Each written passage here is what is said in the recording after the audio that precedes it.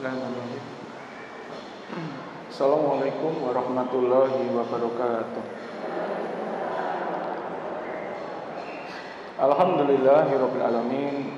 Hamdan syakirin, hamdan naimin, hamdan yu'afi ni'amahu wa yukafi mazidah. Ya Rabbana lakal hamdu kama yanbaghi lil jalali wajhikal karim wa azimi sultani. Asyhadu an la ilaha illallah wa asyhadu anna Muhammadar Rasulullah. Allahumma sholli ala Muhammad wa ala Muhammad. Qala Allah Ta'ala fil Qur'anil Karim, a'udzu billahi minasyaitonir rajim.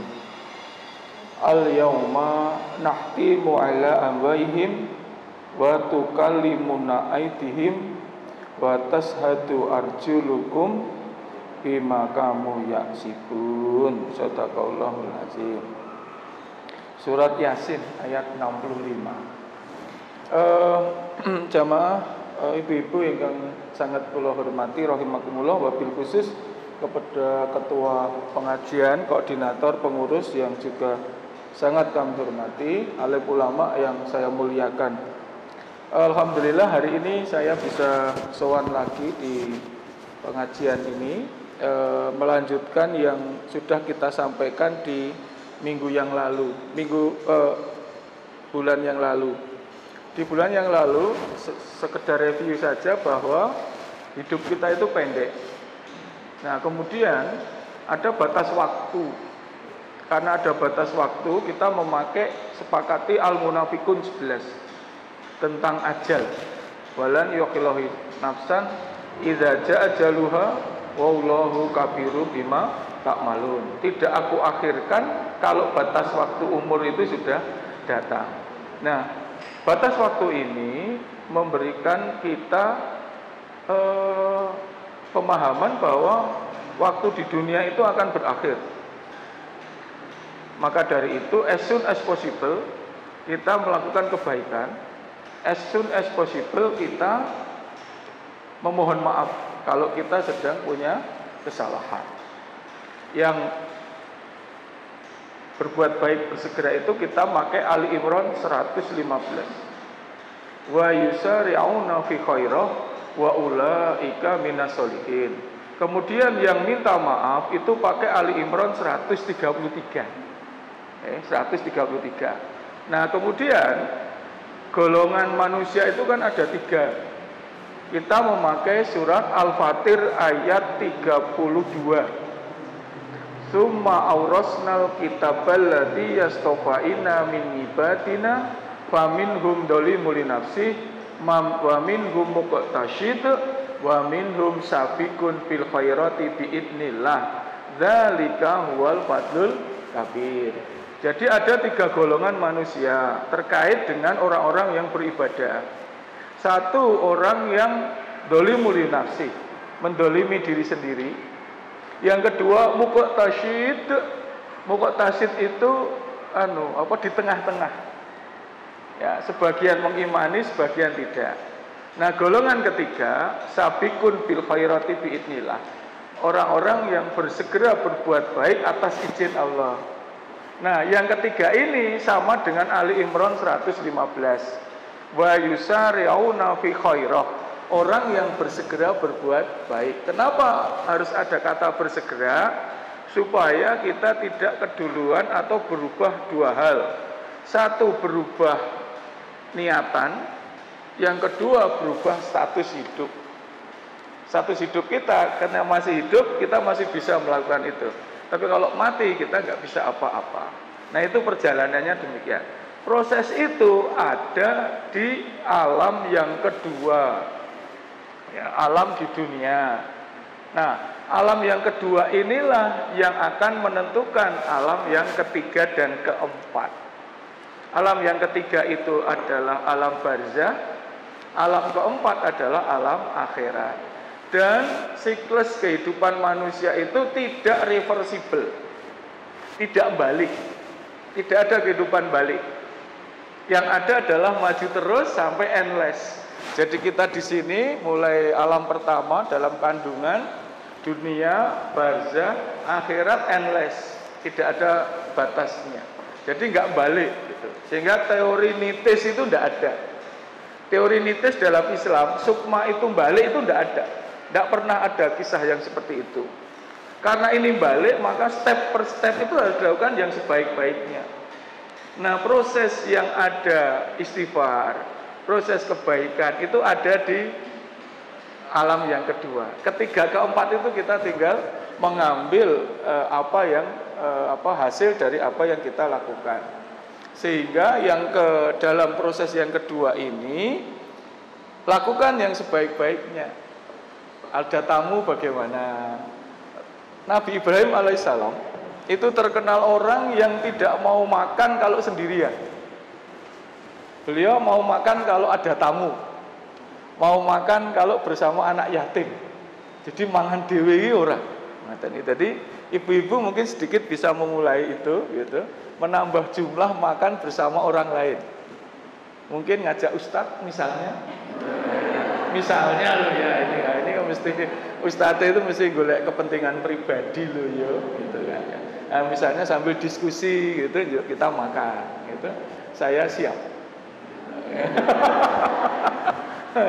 Tapi Nabi Ibrahim kan terkenal demikian, sehingga ada satu kisah yang luar biasa.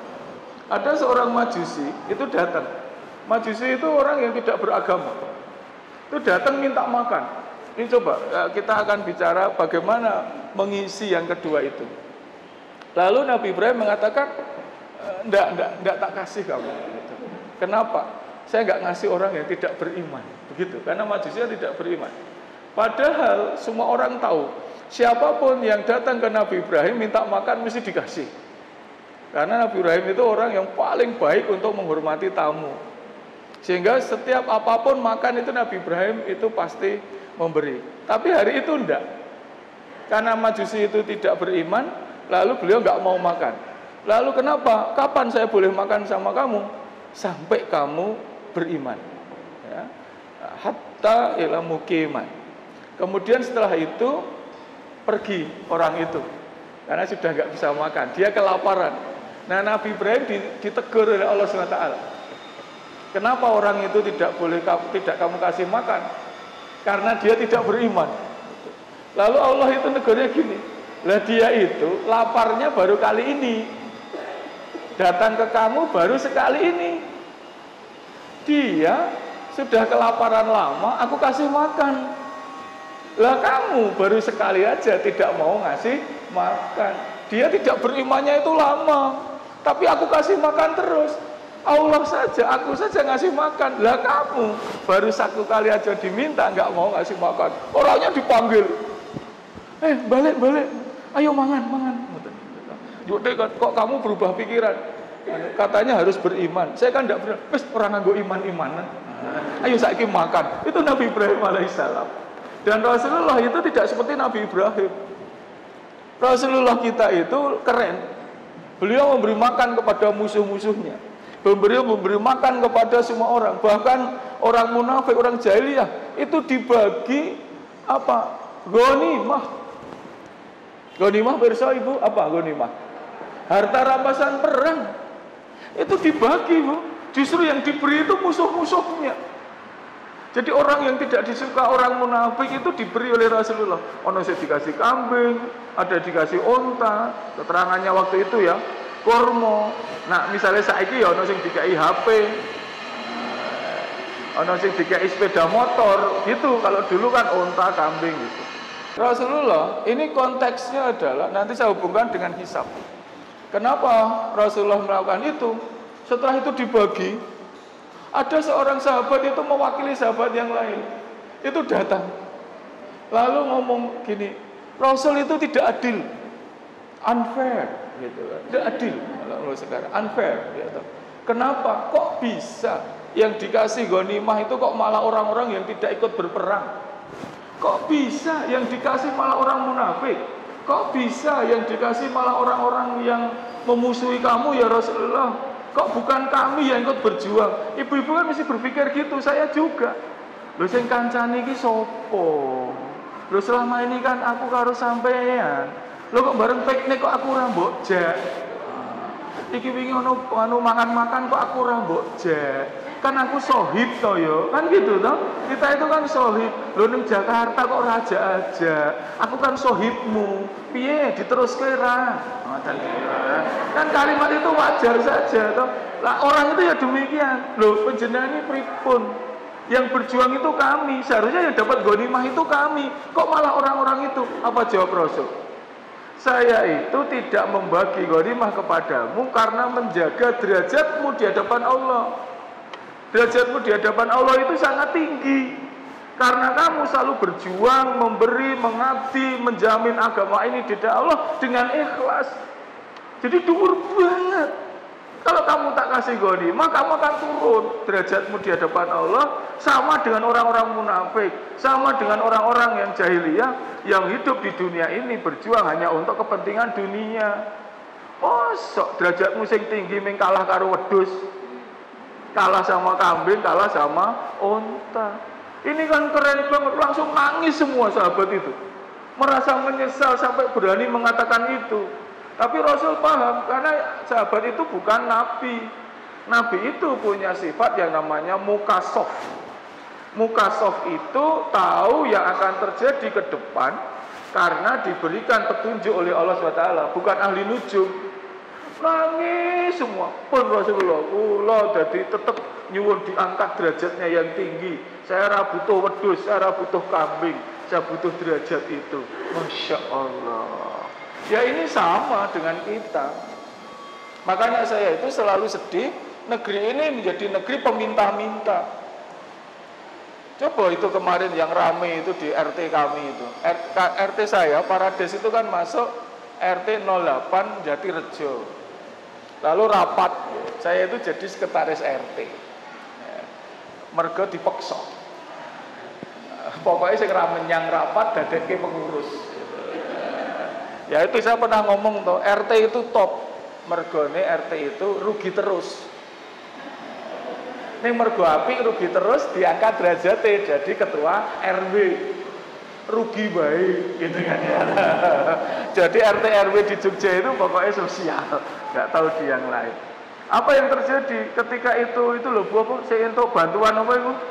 Bantuan saka pemerintah itu kan dianggap miskin toh. Dijokke itu yo entuk duit BLT itu loh. Itu kan ramai di masyarakat karena apa? Pak RT saya itu RT itu nggak berani nyorek orang-orang kaya yang dapat BLT. Jadi BLT itu kan kadang-kadang salah sasaran toh. Itu dicoreki. Loh kok Pak RT ini digeruduk, dijotak. Mergo apa? Aku kok mbok corek gitu kan ya. Padahal Pak RT itu maunya karena sudah kaya kan jangan dianggap miskin. Loh kok nesu? Iya, negeri ini tuh nesu. Nah, orang dianggap miskin itu. Padahal yang nguyak Pak RT ini kan go motor. HP ini ya HP, ya iso WA. Ning kok aku ora dadekke nganu ora entuk BLT gitu. Jadi negeri ini sudah negeri pengemis. Jadi nang RT iki nek ora dimiskinke malah nesu. Kudune kan kita memberi dan memberi supaya anak-anak kita derajatnya tinggi. Tapi yang terjadi adalah awake dhewe dadi pengemis kabeh. Kemarin yang ketangkep di mana Kalimantan apa Sulawesi itu ya. Si anaknya 12 itu loh. Dengan TV kan viral toh. Ada ibu anaknya rolas kon ngemis kabeh. Sehari penghasilannya minimal 1 juta. Mergo wong rolas kuwi njaluk kabeh di rumah ada mobil baru bagus, motornya 4. Ya orang enak ya jadi pengemis. Iya, tetangga saya itu ada, nak mangkat nggo klambi biasa. Ning perapatan itu ganti klambi elek. Omahe apik bangane ki wetengene. Yuk gimana itu Ustaz? Ya enggak gimana-gimana. Pengemis itu kayaknya seperti apa, jiwanya tetap miskin. Mergo apa sing dipikir njaluk wae. Kenapa Rasulullah benci orang sing jalukan? Karena orang yang jaluk itu membebani orang lain. Membebani masjid, membebani kelompok, membebani orang lain. Orang itu yang membebani orang lain itu dibenci oleh Allah SWT. Makanya seperti Nabi Ibrahim makan saja ngejak wong liya. Supaya apa? Dia akan selalu membagi setiap apa yang dimiliki. Ada ibu-ibu berjuang saja. Wis pangkatnya ben dhuwur, derajatnya tinggi. Tapi begitu kita berpikir, aku nak berjuang ini entuk apa, langsung turun, seret gitu. Wes medun lah ping padha gitu. Makanya saya beruntung bertemu dengan ibu-ibu yang luar biasa ini. Yuk kita mulai belajar untuk memberi. Pokoknya sidik-sidik memberi, ojo sidik-sidik njaluk. Dipikir di sini itu orang jaluk, pokoknya ngenei. Nak ono apa-apa tak nei, tak apa-apa tak neike. Begitu. Maka Rasul itu selalu suka pada orang yang beri. Orang yang memberi orang lain, kemudian dia bahagia ketika orang lain bertambah bahagia, itulah orang yang disayang oleh Allah dan Rasulullah. Sebabnya nopo, uang kelom kok seneng, itu keren. Orang kehilangan sesuatu untuk orang lain kok bahagia, itu keren. Tapi kalau kita ini mau keluarkan duit sesuatu kok sedih, nah itu perlu ngaji lagi, perlu istighfar lagi. Karena apa? Kalau sudah kita suka memberi, satu akan diganti dalam jumlah yang banyak. Yang kedua merasa keanyang. Karena kalau kita itu hanya ingin minta, itu bisa kecewa. Aku segini kok ora dinei yo. Aku harus berjuang ini kok yo ora dinei opo-opo. Nanti bisa kecewa. Tapi kalau pikirannya ngenei, ora dinei ra apa. Kok sing penting ngenei. Nah, apa yang dilakukan sehingga ada kisah yang masyhur. Ketika Rasulullah itu kayak Nabi Ibrahim. Setiap tamu mesti disebut dengan makan. Pasti. Karena, tapi ini perlu ya, Bapak Ibu kan tahu, kalau ada orang yang tidak memuliakan tamu berarti bukan umatku. Tapi itu konteksnya berbeda loh nih. Kalau sekarang tamu itu kan tidak mesti ngelih loh. Kadang-kadang tamu itu malah harus marah bisa. Burung tekan kono wis jajan sih. Tapi ya tetap saja itu tidak salah. Kalau dulu tamu perjalanan jauh itu kan mesti lapar dan dahaga, karena kan tidak ada warung-warung zaman situ. Anda bayangkan di Arab waktu itu kan orang-orang warung es cendol, bakso soto, kan tidak ada. Misalnya bakso Pak Kumis, jalan Kabupaten itu tidak ada. Bakso Kupenong itu jalan Budian itu ya enggak ada. Kalau jalan damai ya situ mampir, itu jalan, itu ya enggak ada. Lore titik itu mie ayam tetelan. Nah, itu juga enggak ada. Saya mau cerita enggak ada, ya toh. Kemudian kalau jalan Kaliurang ya bakso Gres, ya toh, Kidul Gang Timur itu ya enggak ada dulu itu. Jur bakso apa kayak Klenger ya? Klenger itu sini Seturan. Nah, saya konoi bakso Balungan ya itu ya, Cewetan Dalan. Balungan ada, ya itu yang baru itu sana. Besi Ngetan itu ada bakso yang tengah sawah itu. Iya ya. Lalu dulu favorit saya bakso Telkom. Ngisor Lempuyangan itu Pak Gendol itu. Nah, lalu bakso Jawi itu kene Kulon Malioboro, ya kan? Lore Pak Ateng, Perapatan itu. Iya, itu. Dulu nggak ada, dulu makanya orang wong jajan karena kelaparan dan haus, maka oleh pemilik itu disuguh. Akhirnya dia bahagia banget, wis ngelih, tapi diberi makan, maka dia mendapatkan tempat tertinggi. Masalahnya apa? Saya nyuguh ya podo miskinnya. Nah, Rasulullah pernah suatu saat melakukan hal yang sama. Saya ada tamu, siapa yang mau nyuguh? Gitu. Kemudian akhirnya ada satu orang yang tunjuk jari, kula Rasulullah gitu. Apakah dia orang kaya? Bukan. Apakah dia orang yang berlebihan? Bukan. Lalu dia pulang ke rumah. Wes saiki disiapke ana tamu, nggo makan malam gitu. Tamune Rasulullah gitu. Istrinya mengatakan, "Siap, tapi kita hanya punya satu potong roti hari ini yang khusus untuk anak saya." Nah itu kan, tapi nggak apa-apa, nanti kita atur, kita puasa, anak saya kasih minum, saya tidurkan, biar rotinya untuk tamu. Itu istrinya, istri solihah. Kalau ibu-ibu paling yang ini, mbok mau ki WA dhisik. Yo telepon rasa wong lanang kok kementus. Ora diopo-opo kok tawa-tawa. Mbok dadi wong lanang ki aja gaya. Sing ngerti ngatur duit ki wong wedok, ngerti ra? Kan mesti gitu to. Wong lanang ndek apa-apa kok nyuguh. Mbok yo mikir. Dadi wong lanang ki mikir. Tapi kalau ibu-ibu sini enggak. Mesti kaya zaman Rasulullah. Rapopo pakne, kene iki cen ra ndek apa-apa. Anane ming roti, aku mau mangan steak. Wonten ing ngarai. Akhirnya betul. Ya wis bune gitu. Wis rapopo. Akhirnya tamunya datang. Lalu apa? Pura-pura yang suami itu memperbaiki lampu, padahal mematikan lampu. Lalu bertiga makan, tapi yang makan cuma tamunya. Karena yang dua itu piring kosong saja supaya tamunya merasa nyaman. Jadi malam itu dua sahabat Rasul itu kelaparan. Karena ingin nyugui tamu supaya mulia. Karena ingin siapa sih nyugui tamu mlebu swarga kok.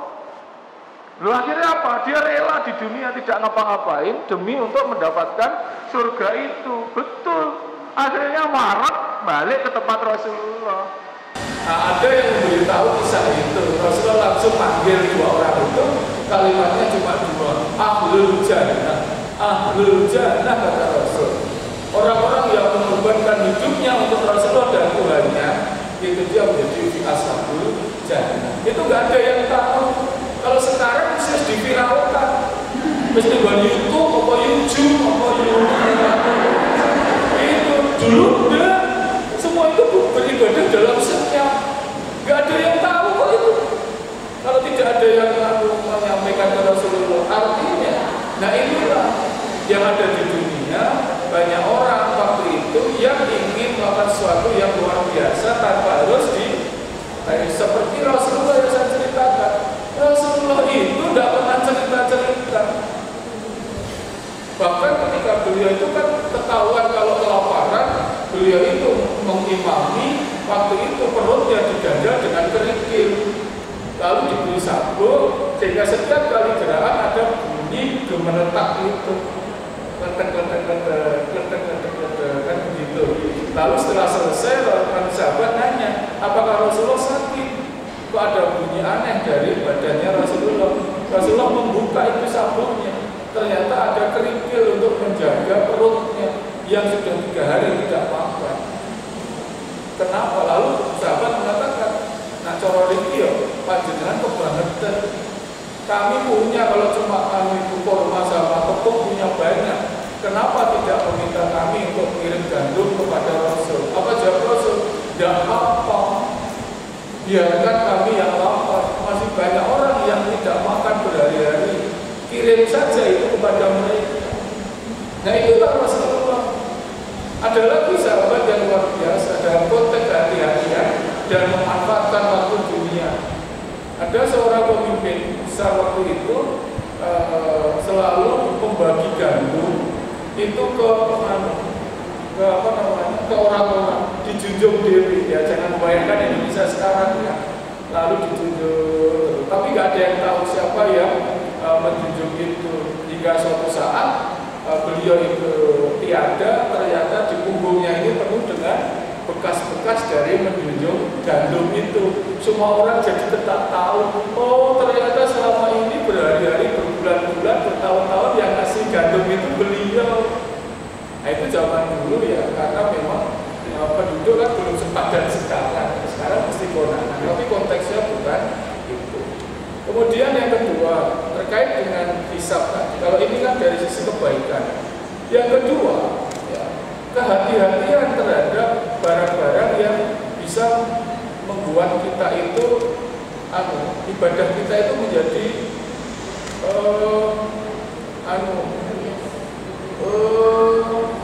bukan ngomong dulu sia-sia dulu apa?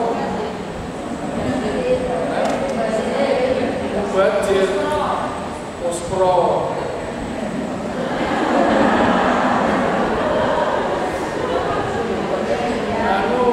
kita itu kecelek, ya muspro, ya kecelek, ya cepamlo ya, Pak Segadi, sokoneh. Jadi gini, salah satu yang membuat doa tidak diterima, yang paling penting adalah kita memakan barang haram. Oh itu sudah. Ada seorang laki-laki dalam sebuah hadis, beliau itu dalam perjalanan, kemudian berdoa ke hadapan Allah dengan menengadahkan tangan, lalu menyebut nama-nama Allah seperti tuntunan Rasulullah. Doa terkabul itu kan biasanya dalam perjalanan dakwah atau jihad, ya seperti itu. Surat An-Nisa 100. Nanti saya An-Nisa 100. Tapi ini kasusnya lain. Yang kedua, sambil menengadahkan tangan. Jadi Bapak Ibu kalau sholat, kalau berdoa mohon sambil menengadahkan tangan. Sunnahnya begitu. Tidak juga nggak apa-apa, tapi saya lebih suka ini. Dan kalau orang Jogja itu lebih mantap. Orang Asia Selatan lebih mantap lagi. Kalau ibu-ibu itu harus main voli.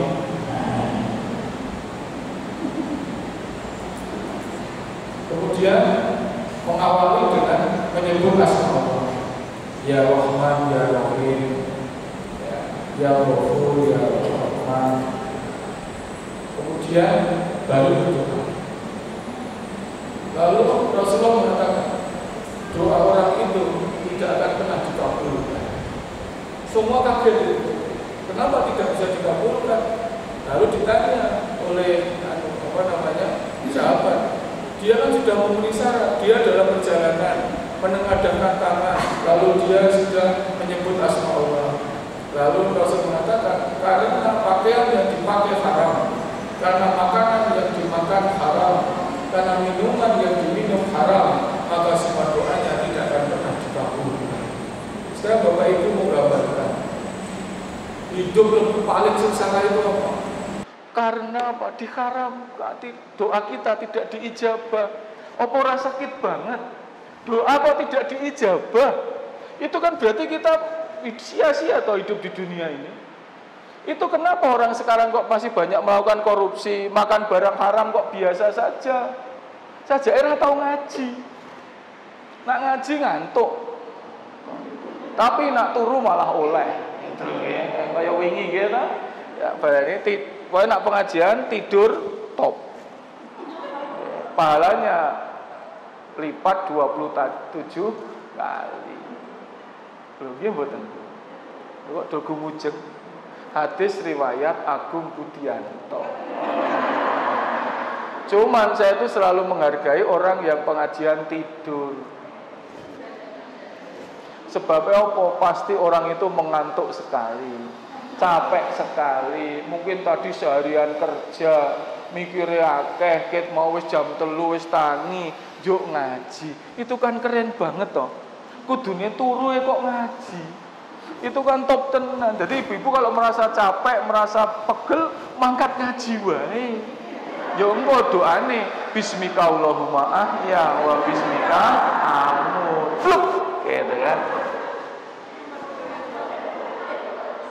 Tenang ya taruhan besok di padang mahsyar dan di surga mesti ono pasukan ngantuk itu. Karena apa? Demi pengajian. Nah, barang haram itu sampai Rasulullah, itu kan suatu saat beliau kondur, lalu ada sak kecil kurma, 1 butir. Nah, kan biasa bangane mubadir didahan. Kalau ibu-ibu kan dimplok. Rasulullah dahar, setelah masuk, ternyata di situ banyak kurma yang lain yang Rasul tidak tahu. Setelah diberitahu ini titipan dari sahabat untuk sedekah orang miskin. Rasulullah itu getun banget. Beliau itu takut kurma itu tiboan bagian dari sedekah itu. Semalam suntuk mboten sare. Ning mergo mikir kurma sing sak kecil iku lho.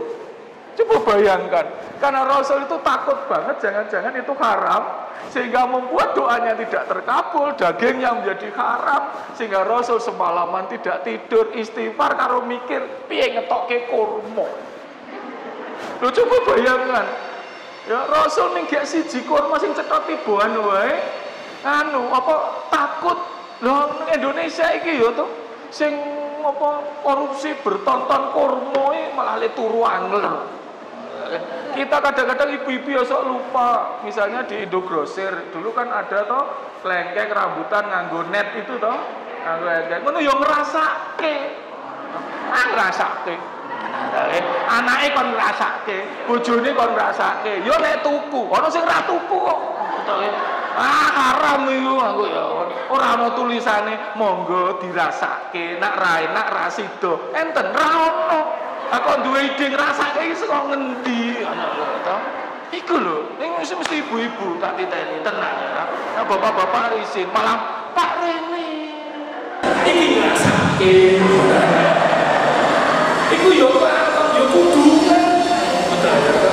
Wis aja ya jamaah kubar.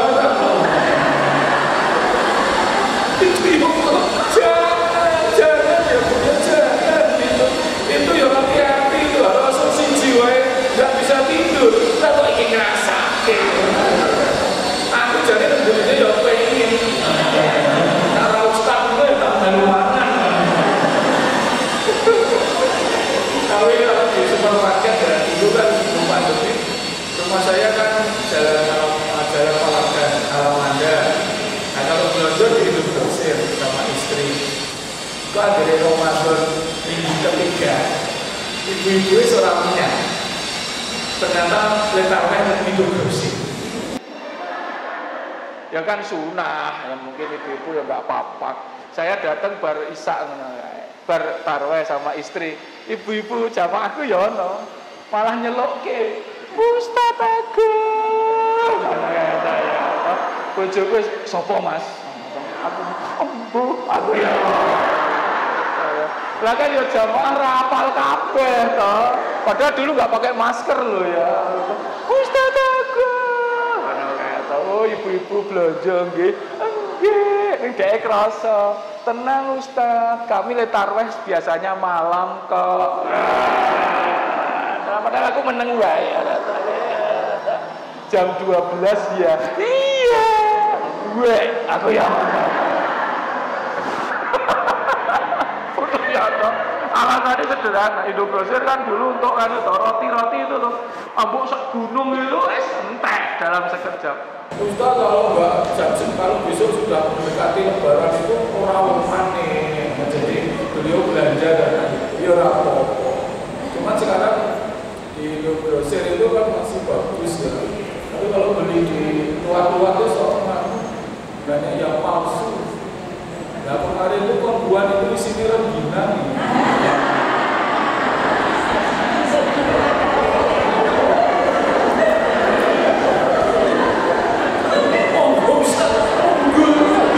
Kan senang lo pembuat dong. Rasanya itu zaman cilik.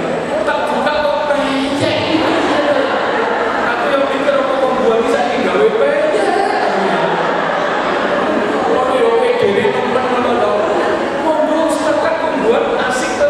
Tiga ada kan orang lompong dan lompong kan boom dan juga kan tidak ada sendok rengginang mana ya wah itu kan pembohongan publik. Nah yang kedua Sayyidina Abu Bakar ya keren juga beliau kondur ada susu segelas langsung aja susu segelas itu diminum.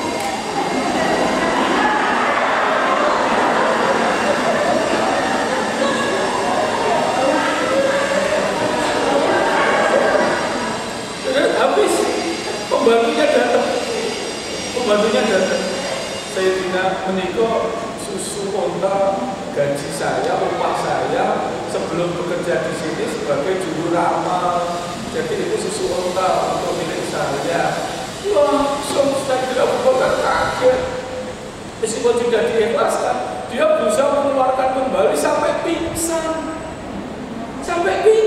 Karena ingin ngetok susu itu. Karena beliau takut nanti jangan-jangan dia menghisap itu jadi soal.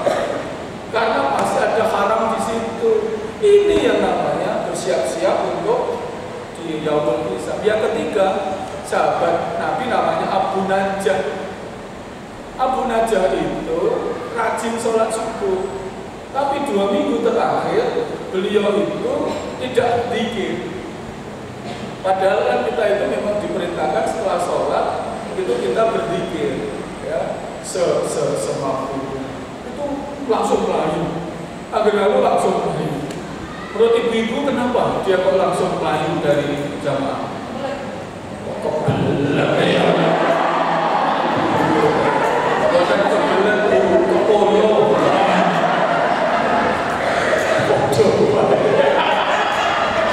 Lari terus.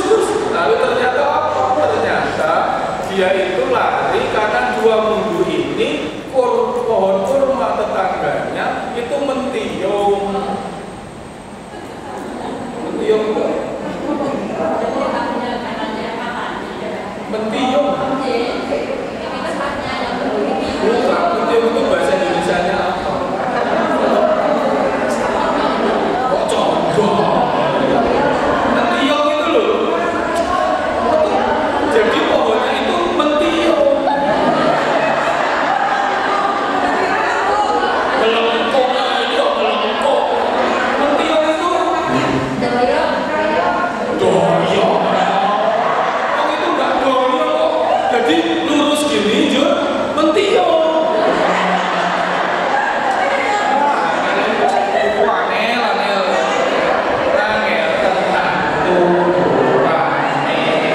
Jadi dia mentiung. Mentiung itu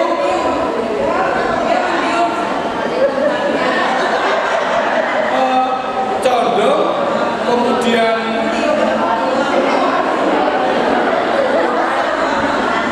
menjuntai.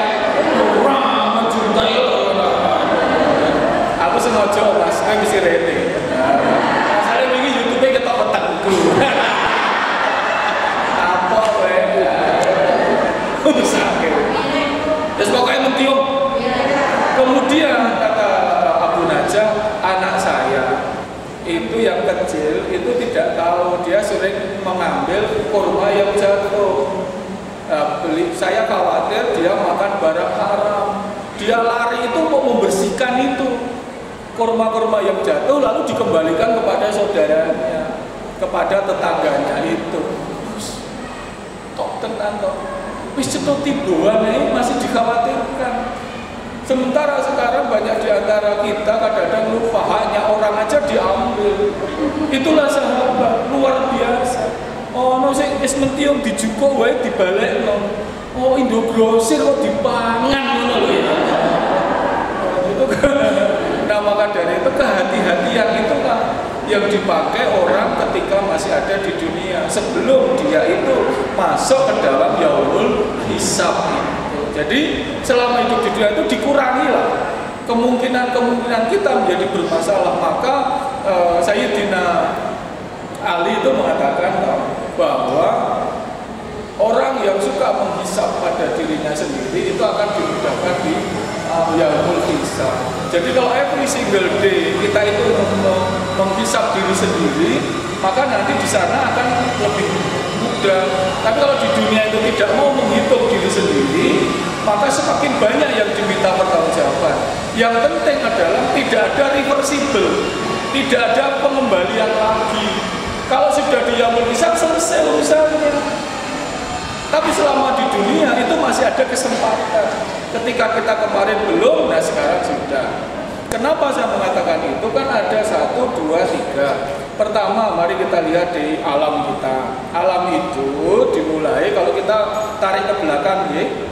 Nah, waktunya kapan? Waktunya adalah ketika kita ditentukan untuk berpasangan. Surat Ar-Rum 2122. Ar-Rum 2122 ya ibu-ibu ini aswaja litas kuno ilahi, berpasang-pasangan. Sementara yang dipasangkan apa? Yang dipasangkan itu laki-laki dan perempuan, atau yang dipasangkan adalah nutfah. Nutfatan. Ya, nutfatan itu dipasangkan sehingga syaratnya di Ar-Rum 22. Waqtilafu alsinatikum wa alwanikum. Ibu-ibu kan sering membaca Ar-Rum 21 itu di undangan. Undangan manten yang dibaca yang mana? Japiro, Nengdi, ono gambar tabungan ceret apa ora. Nah ono berarti nompo, nah ora berarti nompo tidak menerima apa? Sumbangan dalam bentuk apapun. Gitu. Ada yang digambari gitu. Ya, menerima sumbangan kecuali apa bayar, berarti jalur duit. Itu sing dipirsani jam piro 11.11 apa 12.13. Tempatnya di mana? Nah, itu kan ada arum pasti 21 loh. Nah, wong mantene iki ora maca. Sing maca pencetake. Nah, itu kan intinya kita mulai dari situ dikumpulkan yang disamakan apa? Nutfah. Nutfah pada laki-laki itu disebut spermatozoa. Nutfah pada perempuan disebut oocyte atau sel telur. Itu kalau belum ijab qabul tidak bisa disatukan. Makanya azwaja litaskun ilahi disatukan laki-laki dan perempuan dalam bentuk ijab qabul. Misakon golidon itu hanya disebut 3 kali di dalam Al-Quran. 1 dan 2 itu janji seorang nabi rasul kepada Tuhannya, yang 1 janji seorang suami kepada istrinya. Maka ijab qabul itu suami dan istri itu selevel dengan janji nabi dengan Allah. Makanya kuat banget, tidak bisa dipisahkan kecuali oleh Allah Subhanahu wa Ta'ala. Kalau yang di TV kan beda-beda ya toh. Kalau di TV itu kan di gosip-gosip itu ya toh. Saya sih nggak begitu suka lihat gosip-gosip itu. Tapi saya suka lihat silet. Sama itu. Oh sama toh. Itu ya gosip juga. Atau dulu kabar-kabari. Sekarang yang top ya insert. Ya, itu kan biasanya gitu loh. Nak kayak pacaran, pokoknya dia itu memahami saya banget. Saya itu kemarin dilamar di Ka'bah. Dia tekan medul, kami tidak cocok. Tapi itu kan sinetron, tidak apa-apa. Ya, seperti sinetron aja. Nah setelah itu disatukan, ini yang penting, disatukan dalam alam yang pertama tadi. Dalam kondisi ini tidak ada pertanggungjawaban karena masih masuk alam gaib. Makanya kan nutfahnya itu kalau bapaknya dhuwur, ibu endek, putranya jadi sedeng. Itu kan disatukan. Bapaknya rambutnya keriting, ibunya rambutnya lurus, putranya jadi bergelombang, mengombang. Bapaknya irungnya mancung lebu, ibunya mancung tetu, bapaknya jadi sedengan. Bapaknya wireng, ibunya putih, anaknya jadi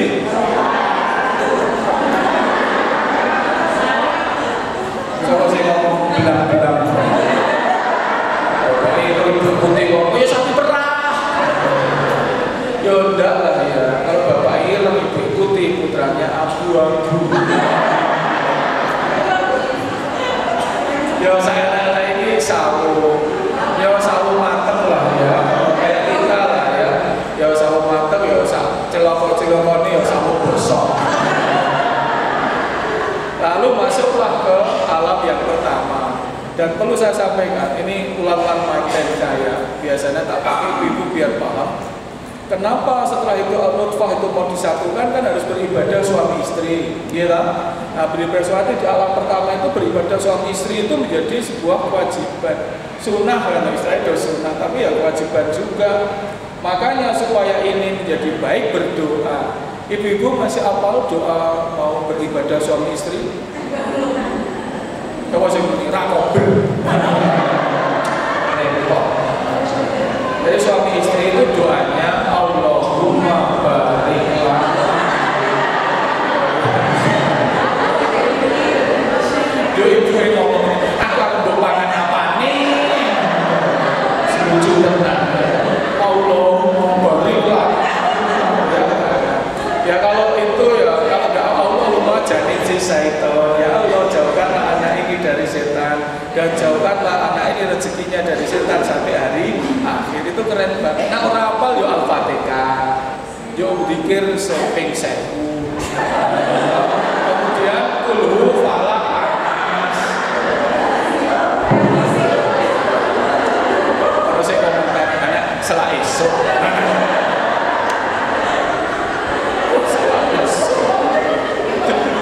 Ngomongnya gini ya, doanya Yasin apa ya? Siapanya Yasin. Gue akan mati kok. Kalau rambut udah betul apa? Nah, setelah itu barulah masuk jadi embrio. Nah, ini saya sampaikan satu aja untuk ibu-ibu. Kan ini ada yang sudah eyang-eyang, yang putih, yang agung, itu putra-putranya. Kalau yang masih muda ya dipraktekkan. Ini saya yang meneliti sendiri. 10 jam sesudah nutfah itu ketemu, maka anak yang akan dilahirkan itu sudah ditentukan semuanya sifatnya. Mau laki-laki atau perempuan, mau akilnya berapa, rambutnya keriting atau bergelombang, itu semuanya sudah ada. 10 jam. Jadi misalnya Bapak Ibu itu gampang menghitung beribadah jam 12 malam, maka besok pagi kalau jadi jam 10 itu semuanya sudah ditentukan. Yaitu tadi, saya kebetulan mengikuti proses in vitronya itu. 10 jam itu sudah ditentukan semuanya. Dan yang 10 jam ini laki-laki dan perempuan sudah ditentukan. Karena laki perempuan itu tergantung pada sperma. Kalau nutfahnya sperma itu Y, Z akan menjadi laki-laki. Kalau X akan menjadi perempuan. Nah, sel telur ibu-ibu itu X semua. Nah, yang sperma itu ada X, ada Y. Kalau itu yang masuk Y, ya jadi laki-laki. Yang masuk X, jadi perempuan. Nah, ini saya sering ditanya. Saya itu lulus dokter di Jepang. Itu karena saya menemukan metode untuk membuat anak laki-laki sampai 70%, yaitu dengan bayi tabung. Tapi nomah tak prakteknya raisa. Saya itu lulus betul-betul. Saya itu punya teori baru, dokter saya itu karena saya bisa menghasilkan embrio bayi tabung itu 70% laki-laki dengan permainan maturasi namanya. Tapi sampai rumah anakku lanang. Jadi loro ki lanang, saya dipanggil Prof. Go sini. Ya Prof, gua itu dokter goblok. Aku menang gimana Prof? Jadi dokter Jepang, ahli sperma, ahli seksi, dua anak lanang mana? Berarti gue apa lah? Jadi kalau di sini ada yang putranya lanang apa gitu, apa berarti yo.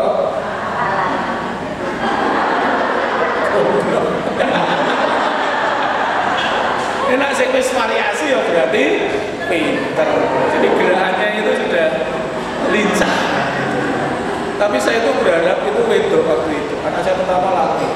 Saya menjelang kelahirannya.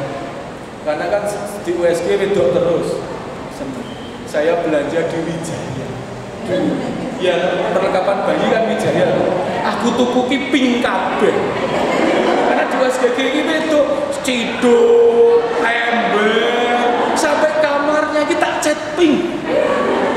Nah kok jam 12 malam lahir ki ono lonceng nih. Lanang meneh. Jadi saya ini pinknya masih. Tapi tidak apa-apa. Nah setelah itu jadilah embrio lalu implan ke dalam uterus yang di dalam Al-Quran disebut rahim yang sangat kuat. Nah itulah yang jadi alam pertama. Surat Al-Mu'minun 12 sampai 14. Kalau yang pertemuan tadi Ar-Rum 21 22. Kemudian kalau yang komplit di Al-Mu'minun 12 14. Dari alaqah, mudghah gitu kan. Kemudian dia akan implan di situ. Nah, disitulah kita ditanya di surat Al-A'raf 172.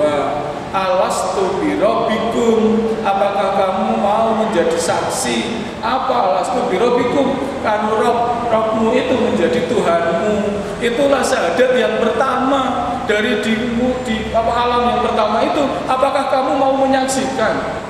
Qalu bala syahidna. Saya bersaksi bahwa Gusti Allah itu Tuhan saya. Jadi semua makhluk itu dalam kepercayaan Islam sudah bersahadat ketika di alam gaib yang pertama. Karena dia sudah sahabat, maka semua anak-anak sampai balik itu masuk surga kalau meninggal sebelum dewasa. Karena dia sudah bersahadat sejak di dalam kandungannya. Kalau Allah mengatakan semua anak yang lahir itu tanpa dosa, ya yang membuat dia itu menjadi Majusi, Nasrani gitu kan, itu adalah orang tuanya. Maka dalam konteks ini kelahiran dari gelombang pertama ini kegoriban ada di situ, tidak masuk dihisab, sehingga semua anak-anak itu kalau meninggal akan menjadi masuk surga. Nah, batas antara alam pertama dan kedua itu dibatasi dengan kelahiran. Kelahiran itu memakai surat Al-Ahqaf 150 atau 15 bahwa so'inal insana biwalidai ihsana hamalat humuhu kurhau wa wado'an hukurha, yaitu mengandung dengan susah payah, wa wado'an hukurha, lalu apa? Kemudian melahirkan dengan susah payah, sehingga ibu-ibu yang melahirkan susah payah hisabnya mati syahid. Ibu-ibu yang sampai meninggal ketika itu melahirkan, karena dia itu melahirkan dengan keadaan yang sangat berat, maka diberikanlah mati syahid bagi salah satu contoh orang yang masuk surga. Makanya ketika kelahiran sampai batas kedua sudah disiapkan untuk menghadapi hisab itu. Apa yang dilakukan? Hari pertama bersyukur. Ya kita urutkan untuk pendidikan anak itu. Kemudian dia bersyukur. Bersyukurnya kalau cara Jogja atau cara Jawa, brokoan. Brokoan itu dulu adalah dia sedekah sesuatu yang berharga. Dulu yang paling berharga itu makanan. Maka sedekahnya makanan diarep-arep karo tangga teparone. Saya dulu termasuk sing ngarep-arep. Karena itu dulu miskin, nak ana wong lahiran entuk brokoan apa ora. Nasinya kan enak itu. Nasi dikai bakmi, yo remukan peyek, dele itu. Tempe goreng garing. Enak. Yang kedua saya ngarep-ngarep mau pipit. Kalau ada orang mau panen kan sedekahan. Oh aku wis ngetutke, ket awan wis Ramadan gitu ya. Karena miskin. Nah, karena brokoan itu dari kata barokahan. Lalu yang sekarang sudah mulai dihilangkan. Katanya tidak ada tuntunannya. Nah, konsep ini kalau saya ya nggak apa-apa kalau mau dihilangkan karena ingin ada tuntunan. Ini tetap sedekah. Sekarang brokoannya rais dihilangkan, ini ora sedekah. Iki ora menuju Rasulullah, itu medit. Itu mengpikir. Brokoannya dilangi. Ning ora ngetokke sedekah, ora dienggo masjid. Ini yang enggak bener. Oh, itu enggak sesuai dengan aturan, enggak sesuai dengan sunnah. Oke, ning diganti. Ming bengok-bengok tok tapi ora brokoan. Kemudian genduren. Kenduri itu mau dihilangkan boleh animismenya, ning sedekahnya jangan. Wis ra blokoan, ora kenduren, yo lek sedekah kapan? Oke ya gitu ya. Jadi ibu-ibu jangan emosional. Ini enggak ada tuntunan ora ono. Zaman Nabi ra ono kenduren, kono ra ono ingkung, ora ono sego, ono kurma. Jadi kalau ada kenduren diniatkan sedekah. Nah, setelah itu pada hari ke-7 itu diberi nama, lalu dicukur rambutnya, lalu diakikoi. Dicukur karena zaman jahiliyah disembelih kambing, kepalanya diusar-usari dengan darah. Zaman Rasul diganti, diusari dengan kunyit atau wangi-wangian, tidak dengan darah. Sakniki yo dipotongke kambing. Untuk akikah diberi nama dulu, namanya adalah nama yang baik, penuh dengan doa, karena nanti di akhirat setiap manusia akan dipanggil sesuai dengan namanya. Oke, sampai sini ini masih batas alam-alam yang ada yang akan dihitung yang mana ya disinilah kita akan hitung. Oke, silakan ada yang mau bertanya, mumpung saya masih di sini. Ibu, tadi mau bilang. Monggo bunda-bunda yang ingin bertanya, silakan. Terima kasih. Jadi salah. Memang ini isu yang selalu menjadi perdebatan. Ibu-ibu kan ratrimo gitu ya. Kok banyak perempuan? Kalau beberapa ulama mengatakan atau ahli itu yang dimaksud banyak perempuan itu relatif itu kan jumlahnya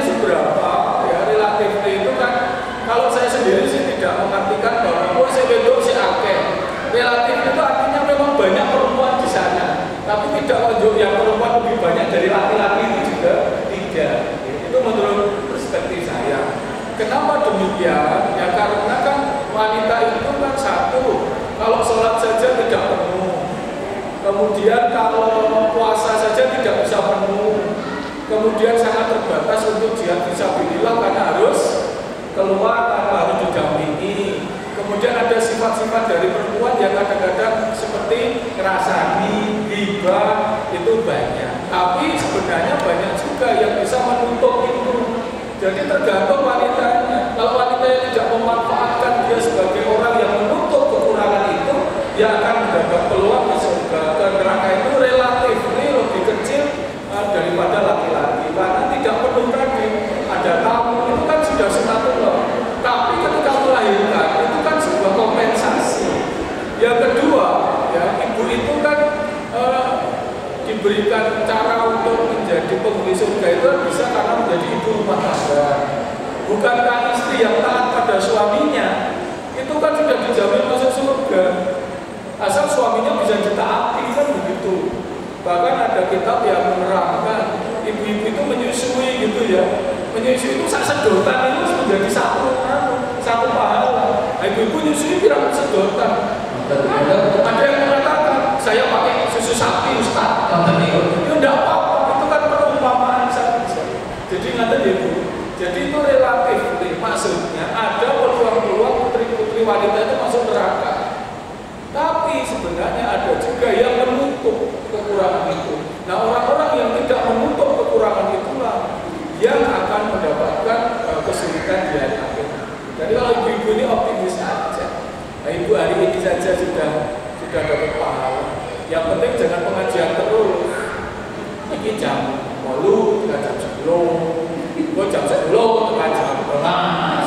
Baru tekan jam 3.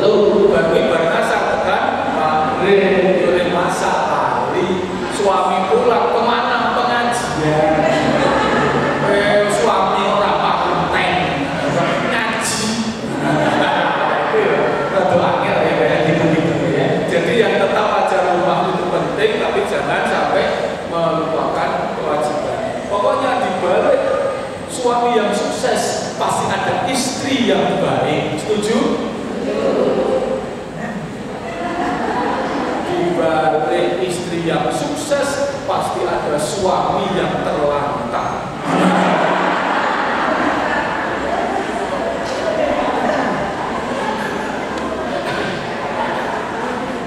Ya enggak lah, ya iyalah ya. Saya aja sekarang dicuekin gara-gara online. Di rumah ini diketok dudu aku. Laptop. Bengi yo laptop wae. Cuk bagian kapan. Ini racun hati ya. Minggu kan dia bekerja juga. Ya. Monggo Ibu. Terima kasih. Assalamualaikum warahmatullahi wabarakatuh.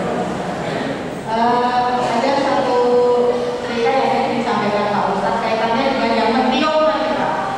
Nah kebetulan itu kasusnya juga sama di rumah saya. Rumah saya itu depannya masih sawah-sawah. Kebetulan sampai rumah saya itu kebun. Nah posisinya itu ada pohon pisang yang itu kan mentiung.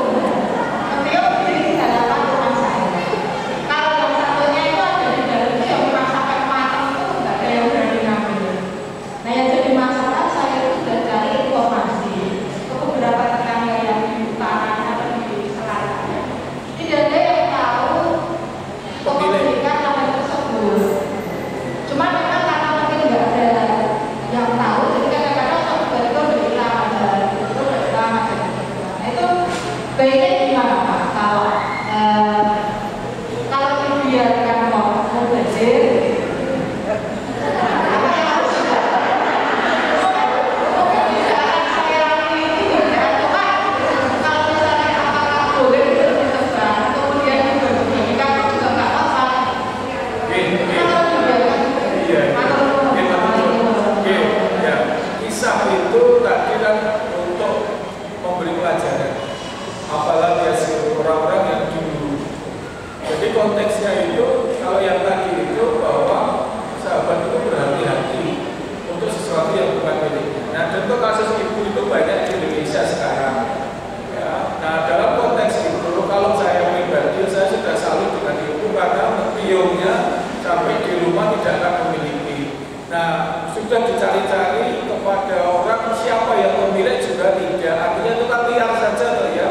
Nah, kalau hemat saya laporkan kepada Pak Duku atau RT setempat atau ketua tamir, lalu bareng-bareng ditegur.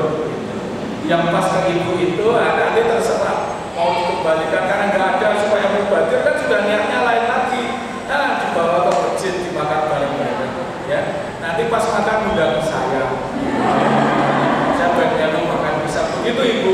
Jadi saya salut. Yang penting kehati-hatian itu loh ya. Untuk kita berhati-hati. Bahkan ada yang mengatakan kalau sudah mulung itu sudah jadi milik kita. Harusnya tuan rumah itu sudah tahu kalau itu mulung itu mengganggu. Itu dia harusnya kalau dia baik jika ada di situ ya harus dipotong. Nah kami kemarin baca potong bambu yang dibawa ke masjid. Ya kita potongkan karena itu yang tuan rumah gak mau potong. Nah, itu bambu ini kan berganti ya sudah kita kembalikan bambunya. Artinya bahwa kita berhati-hati terhadap sesuatu yang haram. Ya, itu ya Bu. Ada lagi satu lagi, monggo. Waalaikumsalam.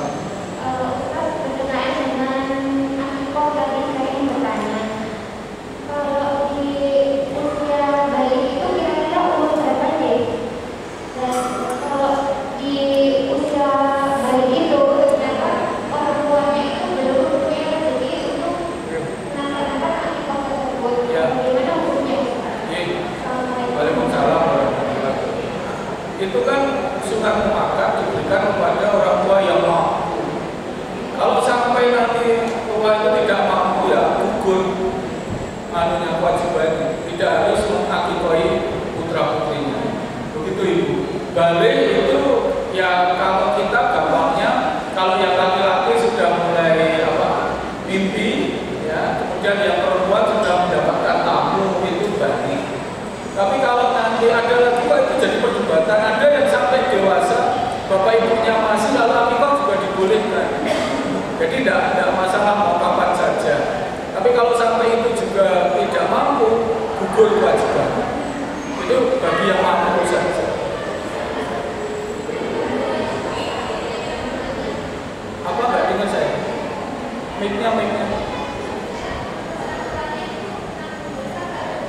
Enggak, ini sunat kok, sunat. Nah, sunat itu tidak ada dosa. Yang mewajibkan itu ada satu, tapi itu dianggap tidak dipakai. Ya, seharusnya itu nggak dipakai, tapi yang dipakai ya sunat muakkad jumhur ulama. Sunat muakkad itu kalau tidak melaksanakan nggak apa-apa. Mampu saja, kalau tidak melaksanakan nggak apa-apa kok. Hukumnya sunat. Gitu, ya.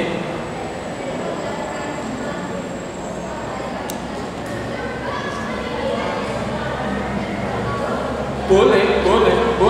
Setelah dewasa penjenengan sendiri bapak ibu, kemudian belum diakikoi, jenengan sudah punya duit, ngasihkan ke bapaknya, ke ibunya, itu diperbolehkan. Karena dulu belum mampu. Tapi tidak boleh kita mengakikoi diri sendiri. Misal bapak ibu sudah sedo, lalu anda karena belum diakikoi, saya akan mengakikoi diri sendiri atas nama bapak, itu tidak boleh. Nah kalau yang ini hukumnya kuat, karena Pak Rasulullah itu selama hidupnya tidak pernah mengakikoi diri sendiri. Padahal Rasul itu kan tidak diakikoi waktu lahir. Ya, karena lahir sudah yatim, nggak punya orang, kemudian ikut pamannya, ikut kakeknya, sehingga tidak. Makanya ada yang sekarang mengakikoi diri sendiri, sebaiknya tidak dilakukan. Mending duitnya dipakai untuk anak yatim dan yang lain. Begitu. Ini hukumnya sekali lagi sunnah muakkad atau sunnah yang dikuatkan. Nanti lagi, oke, thank you. Ada lagi? Monggo, ini ada dua. Oke. Waalaikumsalam.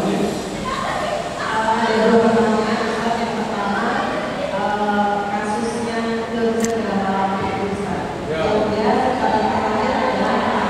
dalam dia mempersiapkan bahwa nanti kalau saya meninggal, ibu bukan juga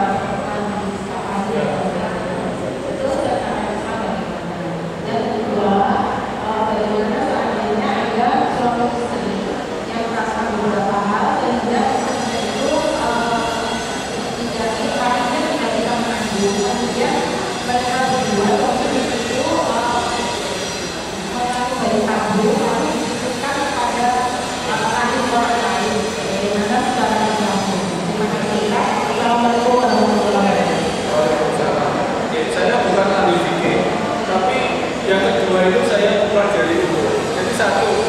Yang membuat sesuatu itu jadi haram ketika ada suami istri adalah orang ketiga. Sehingga dia berpendapat orang ketiga itu yang itu ngandung itu dianggap orang ketiga. Itu tidak diperbolehkan. Dan di Indonesia itu jelas tidak diperbolehkan. Harus suami istri yang sah. Kalau di Amerika itu boleh. Belum mengandung itu ada. Dibayar mahal itu.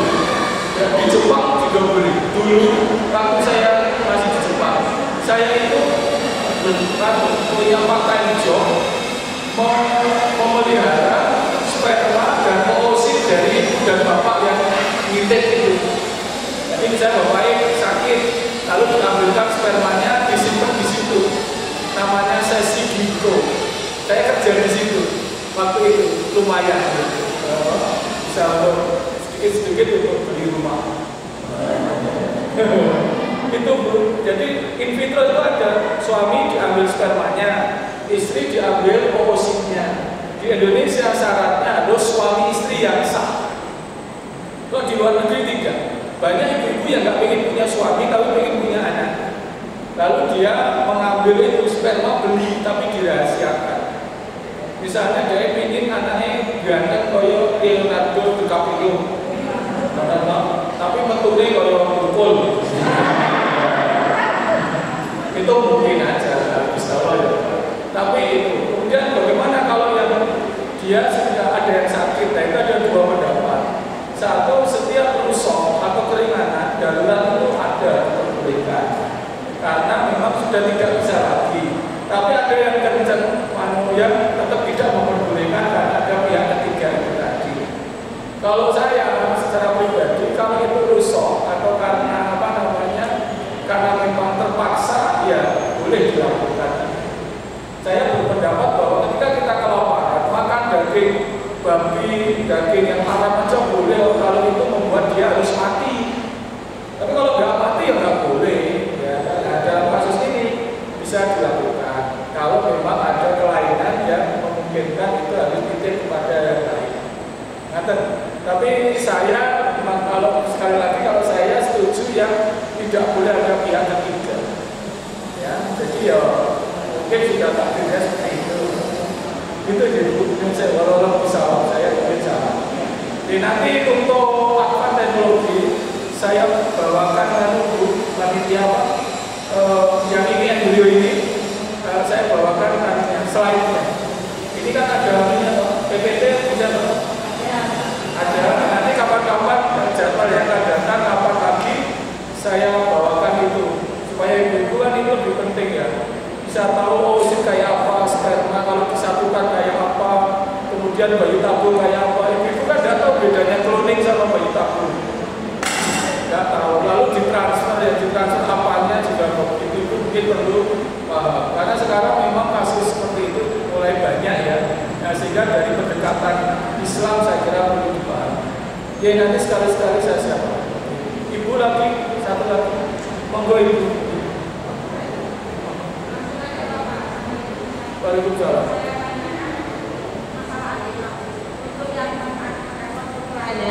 Atau yang kalau udah besar kayak kostum itu boleh makan nggak ya? Silakan mau yang masakan dianya boleh makan apa enggak? Boleh banget. Karena itu walimah namanya. Jadi ngundang orang makan itu akikahnya hukumnya sendiri. Walimah itu kumpul-kumpul bersyukur lalu makan itu namanya walimahan. Kalau yang manten kan walimatul kursi gitu kan ya. Nah kalau ini boleh makan. Bahkan tidak diizinkan untuk mentah. Jadi tidak boleh dibagikan dalam bentuk mentah. Oke, harus matang dan itu tadi manis supaya tombol-tombolnya bisa. Yang penting lagi ibu mesti lupa. Kalau anaknya itu sudah keguguran, diakikahi enggak? Sudah keguguran, lahir artinya kan sudah meninggal. Pendapatnya ada dua. Satu, kalau lebih dari 4 bulan itu diakikahi karena sudah ada ruh di sana. Tapi ada yang berpendapat karena akikah itu disunahkan hari ke-7, Sehingga kalau dia itu sebelum hari ke-7 meninggal maka tidak perlu diakikoi. Nah itu kan sunnah juga. Lalu ada yang mengatakan diberi nama enggak kalau sudah lahir? Ya sebaiknya diberi nama. Meskipun meninggal tetap diberi nama. Mekaten ibu. Ya, kalau abortus, kalau saya ya kalau abortus ya tidak usah diakikoi. Tapi kalau lahir sudah sempat lahir ya diakikoi juga boleh, tidak juga tidak apa. Jadi fleksibel aja kalau yang akikoi. Yang penting harus kambing atau domba, tidak boleh diganti ayam. Meskipun dengan harga yang sama, atau diganti sapi yang lebih mahal juga tidak diperkenankan. Karena Rasul selalu menggunakan kambing dan domba. Gitu. Ya.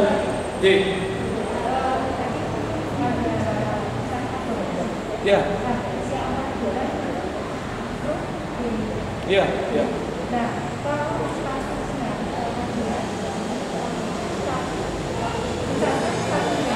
Satu bulan? Ya, tidak. Ya. Ulama itu mengatakan khusus yang abortus, beberapa kitab itu kalau yang abortus sudah 4 bulan baru bisa diakikoi. Kalau yang di bawah itu tidak ada, sunnahnya pun tidak ada, karena dianggap belum hidup.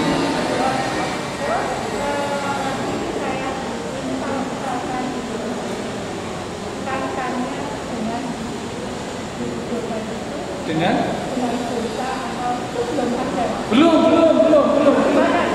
belum sampai dia itu akan balik itu tidak ada dosa.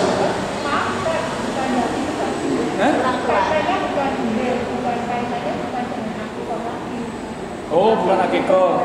Maksudnya orang tuanya. Oh, kalau mengabortuskan boleh. Kalau sebelum itu iya, oh ini beda lagi. Jadi ada pertanyaan, karena itu baru 4 bulan kan belum hidup, berarti boleh diabortuskan sebelum 4 bulan kan begitu. Nah kalau ini beda lagi. Dalam hal ini konteksnya adalah kalau secara fisik itu umur 1 hari, yang saya bilang 10 jam itu sudah hidup. Sudah hidup, dia itu nggak pernah berhenti hidup kok. Sampai 9 bulan itu kan saya bisa merekam. Jadi ya Bu, hari kedua itu 2 sel. 24 jam itu 2 sel. Kemudian jadi 4. Kemudian usia 72 jam itu jadi 8. Selnya itu 8. Kemudian nanti hari ke-6 itu sekitar 72. Kemudian hari ke-7 itu bisa 120. Nah, yang ditransfer itu namanya morula. Itu yang usia itu morula itu usia 7 hari 6 hari itu. Kalau manusia itu 5-6 hari itu ditransfer. Kalau pada hewan itu 7 hari. Nah, sesuai dengan pertanyaan Ibu, ya berarti dia sudah hidup sebenarnya. Kalau saya sebagai ilmuwan 2 hari itu sudah hidup. Karena hidupnya tubuh dengan ruh itu 2 hal yang berbeda. Ruh itu jiwa, bukan medis.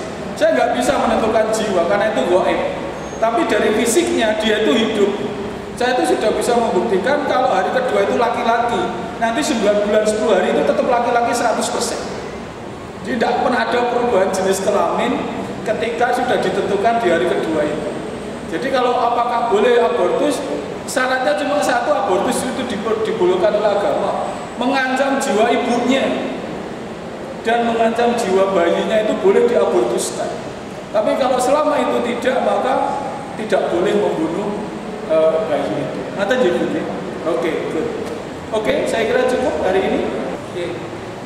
Jadi sebelum saya berdoa, ada di surat Yasin 65 itu bahwa nanti itu apa yang kita lakukan tadi, ada abortus, ada IVF, ada sedekah, itu nanti yang akan ngomong itu adalah kaki dan tangan kita, bukan lagi mulut kita. Sehingga nanti di alam akhirat itu tidak ada yang bersikap lidah seperti di negeri ini. Ya, negeri ini itu kan ada hakim saja ketangkep karena disuap, itu kan sudah pengadilan yang sama sekali tidak adil toh. Tapi di sana itu nggak ada, sampai tidak ada yang bisa disembuhkan. Di awal 18 Allah itu mengatakan yauma idzin turaduna la taqwa minkum khafiyah. Artinya semua orang akan di hadapan Allah. Kemudian tidak ada hari itu yang tersembunyi dari Allah Subhanahu wa Ta'ala. Jadi yang kita diskusikan tadi tentang halal haram, kita masih bisa berkelit. Itu kan abortusnya masih belum 4 bulan misalnya. Tapi kan itu kan mentiupnya kan sudah sampai mengganggu saya. Aku ingin memangan titik misalnya gitu ya. Itu saya itu korupsi ya merasa nojo. Barang itu juga kabar misalnya kan gitu. Itu masih bisa di dunia ini, tapi di akhirat nanti tidak ada kata-kata Allah. Al-yawma nanti ala al-mu'minin wa al-qalu hadi wa tasrajukum bima ta'lamun. Aku kunci mulutmu. Lalu nanti akan berbicara dalam tangan dan kakimu sebagai saksi. Sehingga mulut yang sekarang ini kita andalkan itu langsung ngomong. Yang ngomong tangan dan kakinya seperti hari ini. Inna rabbahu bihim yawma idzin laqabir. Gusti Allah paling teliti dan kuasa menghitung manusia. Hari ini di Rebo bidadari, Rebo lagi Rebo Kliwon, nggak tahu itu. Sampai itu orang kota semua. Saya dari saus sate. Minggu ini Rebo Kliwon, pergi paling pon. Ya tahu apa? Terus pokoknya pon di pasaran budaya.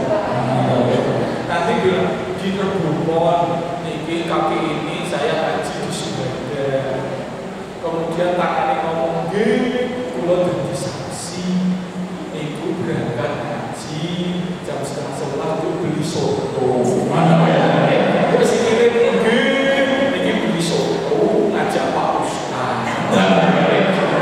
Pak Ustaz ya gelem ngoten niku ya. Itu ngomong. Aku hari ini saya itu nggak bisa berangkat. Saya berangkatnya telat karena saya harus membantu tetangga saya itu sakit, harus ngantar ke rumah sakit. Itu dicatat sih kita ngomong gede kalau yang terliku ini tanggal sekian ke rumah sakit padahal nggak ada yang tahu. Tangannya ngomong saya jadi saksi, ibunya yang mungkin sendiri ngebul ada itu ya itu ada padahal nggak ada yang lihat. Maka dari itu ayo kita mulai sekarang rasa peduli bekerja dalam senyap, ibadah dalam rasa peduli orang di delok rasa peduli orang di YouTube, rasa peduli orang diviralkan, rumah sakit antar kasih mulai langsung pengajian, ganjarannya sudah tidak ada yang terlewat karena nanti tidak ada yang tersembunyi baik kebaikan dan keburukan. Jadi kisah tadi kita yang lama yang banyak banget tadi intinya adalah yuk semangat aja, bismillah. Rapat peduli pokoknya saya mau ngaji, saya mau ibadah, saya mau berbuat sesuk di yaumul hisab, yaumul wazin. Karena pas hari kiamat Allah itu menempatkan timbangan di sana. Plot dari kiamat Yasin 59. Pas dari kiamat itu akan ada di situ timbangan, dipaskan di situ. Maaf, Al-Anbiya 47, Anbiya 47. Awana daul mawazin al-qista yaumil qiyamah. Pada saat dari kiamat itu Allah menempatkan timbangan mawazin, kemudian kita ditimbang. Maka ibu-ibu nanti akan memperoleh kebaikan itu. Amin ya rabbal alamin. Pun akan dan bismillah mungkin bisa Allah memberikan kebaikan untuk kita semua. Alhamdulillah minasyaitonir rajim. Bismillahirrahmanirrahim. Alhamdulillahirabbil Allahumma shalli ala Muhammad. Allahumma fir lil mu'minina wal mu'minat wal muslimina wal muslimat al ahyamin wal amwat samin wa yujib wa ila fadlil rabbi firli wa walidayya warhamhuma kama rabbayani shighara rabbana la tuzigh qulubana ba'da idh hadaytana wa hab lana min ladunka rahmah innaka antal wahhab. Ya Allah ya Rabbi ya Karim, bacakan Allah kami ya Allah, ampunilah dosa-dosa kami, dosa-dosa kedua orang tua kami, leluhur kami, keluarga dan keturunan kami. Ya Allah ya Rabbi, selama di dunia ini jadikan kami hamba yang istiqomah Allah untuk senantiasa berbuat kebaikan dan mudahkanlah di yaumul hisab ya Allah, mudahkanlah kami di yaumul wazin. Kau terima amal baik kami, kau ampuni semua tobat kami ya Allah. Rabbana taqabbal minna innaka antas samiul alim wa tub 'alaina innaka antat tawwabur rahim. Ya Allah ya Rabbi, seandainya kau hentikan kami ya Allah, hentikanlah hidup ini dengan husnul khatimah ya Allah, husnul khatimah ya Allah, husnul khatimah ya Allah.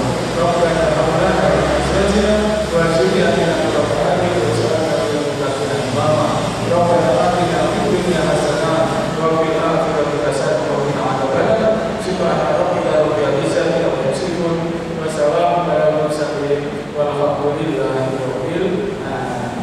Kata Ibu, are you with me? Yes, no. Are you with me? Saya sering jawab cara jujur. Are you with me? Yes, no. Macam no. Oh ya, tapi monggo Ibu.